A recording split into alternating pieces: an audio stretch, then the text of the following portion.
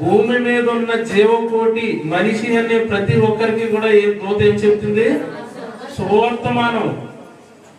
ఒక ఇంట్లో పుడితే ఒక ఇంటికే ఆనందం, వాళ్ళకే ఆనందం. ఒకవేళ అన్నికి ఇద్దరు ఆడపిల్లలు పుట్టి తమ్ముడికి ఇద్దరు మగపిల్లలు పుడితే ఆ ఇంట్లో గొప్పమే.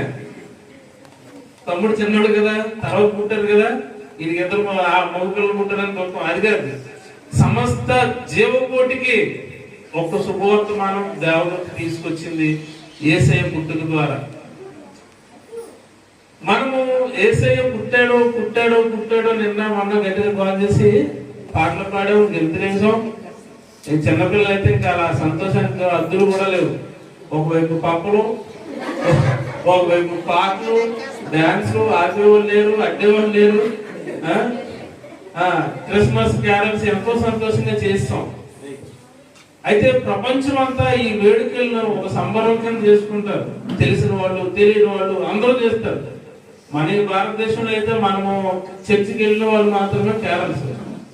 ఇతర దేశాల్లో అయితే అది ఎందుకు వేసుకుంటారో తెలియదు, శాంటా క్లాస్ పాటలు వేసుకొని జింగిల్ బెల్స్ పాట వేసుకొని ఇల్లంతా జిగేలు మంటించుకొని ఎంతో సంతోషంగా ఉంటారు. వాళ్ళకి నిజంగా ఆనందం అంటే యేసయ్య పుట్టాడని కాదు, అదో పండగ రోజు అంతే.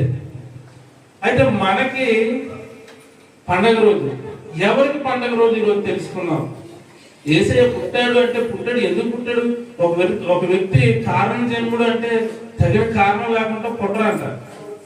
పుట్టడానికి గల కారణం ఏంటో తెలుసుకుంటే నువ్వు పండగ ఎందుకు చేసుకున్నావు నీకు అర్థం అవుతుంది. వాళ్ళు చేసుకున్నారు, మనం చేసుకున్నాం అంటే పండగ కాదు. ఈ లోకంలో చేసుకున్న పండుగలు చాలా ఉంటాయి. ఆ పండుగలకి ఈ పండుగలకి చాలా వ్యత్యాసం ఉంది. ఆ పండుగలో అందరూ చేస్తున్నారని చేస్తారు, మనం అలా చెయ్యం. ఈ పండుగకి ఒక ప్రత్యేకత ఉంది. యేసయ్య జన్మదినానికి ఒక ప్రత్యేకత ఉంది. మనం చాలా సార్లు వాక్యాన్ని మూలవాక్యం చదువుకుంటాం. మనకు కుమారుడు అనుగ్రహించను. చదవండి యెషయా గ్రంథము.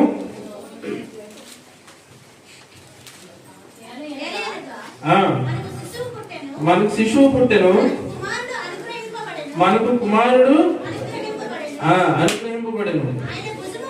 ఆయన భుజము మీద రాజ్యభారముండును.